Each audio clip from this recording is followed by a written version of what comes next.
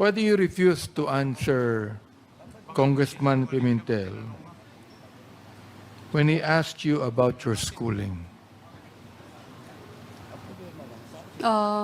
Mr. Chair, hindi Why? hindi po kasi ako nakapagtapos. Hindi naman nakakaya, hindi ka nakapagtapos eh. Gusto lang na malaman kung saan ka nag-aral. Yun naman ang tanong, di ba? Hindi naman tinanong na kung Yes saan po. ka nagtapos. Ang kitatanong natin, kung saan ka nag-aral. Oh, pwede ba sagutin mo yun? Mr. Chair, marami po akong school na pinag-aralan po.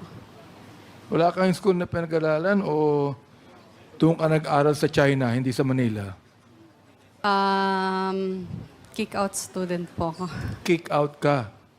Magaling. I mean, ngayon lang ako nakakita ng hindi nag-aral at kick out na magaling sumugot sa hearing na ito. Ang mga kausap mo, mga congressman, pero ang galing mong sumagot, ang galing mo kami paikutin dito. Ngayon lang ako nakakita, Mr. Chair, ng isang babaeng 24 years old na walang pinag-aralan, drop out, na nakakasagot ng kanyang klaseng sagot sa hearing na ito. Pakisagot mo nga, Miss Casyong.